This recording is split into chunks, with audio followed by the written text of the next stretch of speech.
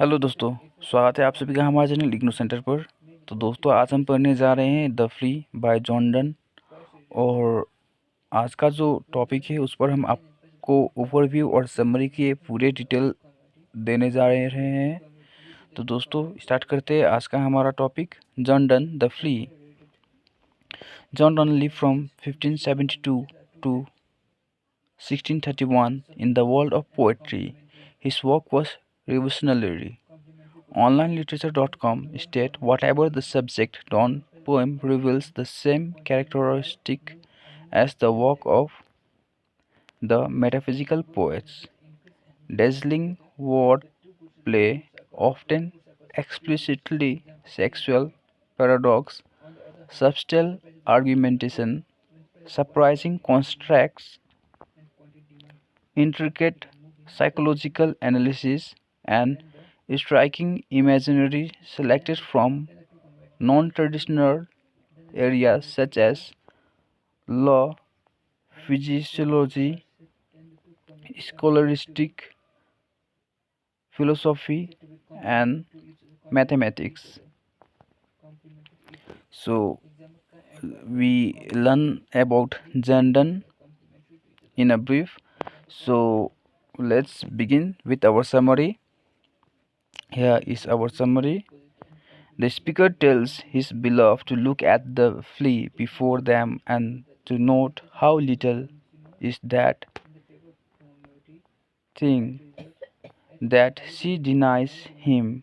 For the flea, he says, has sucked first his blood, then her blood, so that now inside the flea they are mingled, and that mingling cannot be called sin or shame or loss of maidenhead. The flea has joined them together in a way that, alas, is more than we do.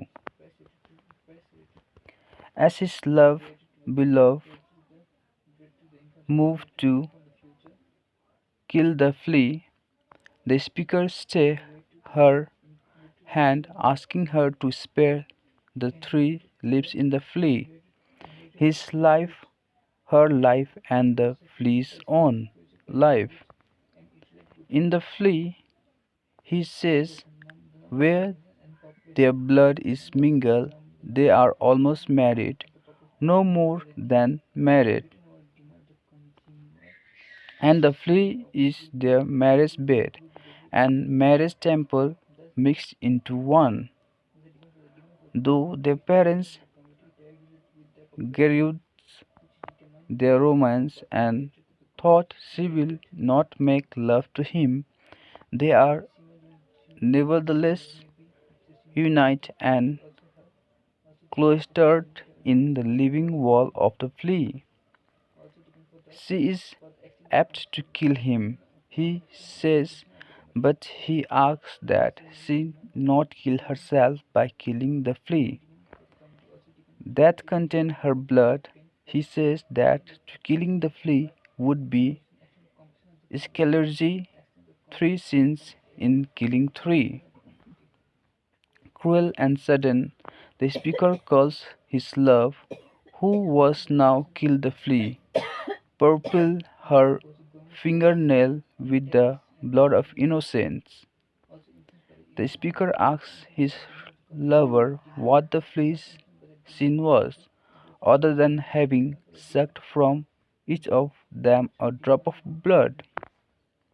He says that his lover replies that neither of them is less noble for having killed the flea. It is true, he says, and it is this very fact that proves that her fears are false. If she were to sleep with him, real to me, she would lose no more honor than she lost when she killed the flea. From this poem alternates metrically between lines is iambic tetrameter and lines in iambic pentameter, a 4 to 5 stress pattern ending with 2 pentameter line at the end of each stanza. Thus, the stress pattern in each of the 9-line stanza is 4-5, 4-5, 4-5, 4-5-5. The rhyme scheme in each stanza is similarly regular in couplet, with the final line rhyming with the final couplet. A B A A B B C C D D D. Commentary. This also helps you to make your summary notes more interesting. So let's begin.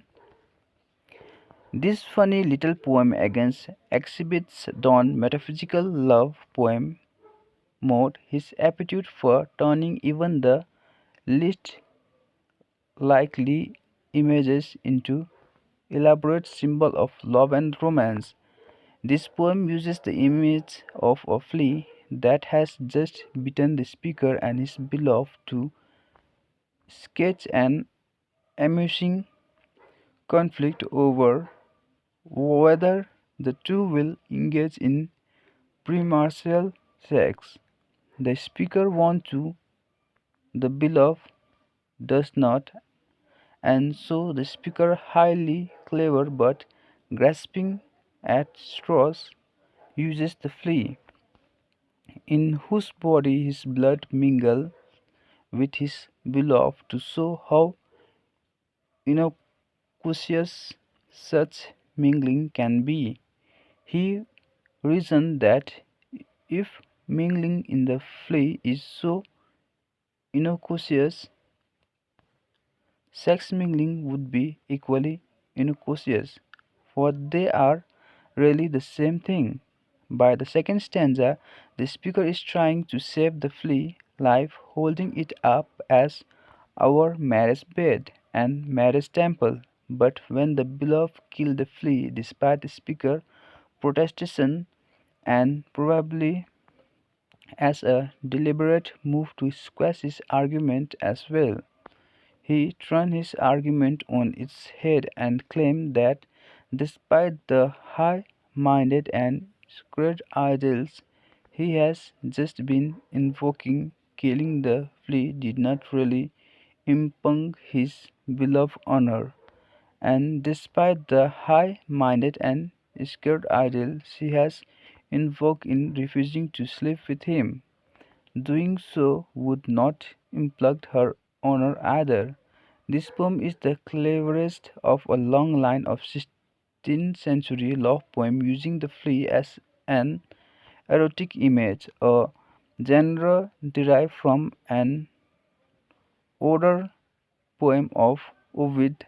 Donne poets of hinting at the erotic without ever explicitly referring to sex, while at the same time leaving no doubts as to exactly what he means, is as much a source of a poem's humor as the silly image of a flea is the idea that being bitten by a flea would represent sin or shame or loss of maidenhead.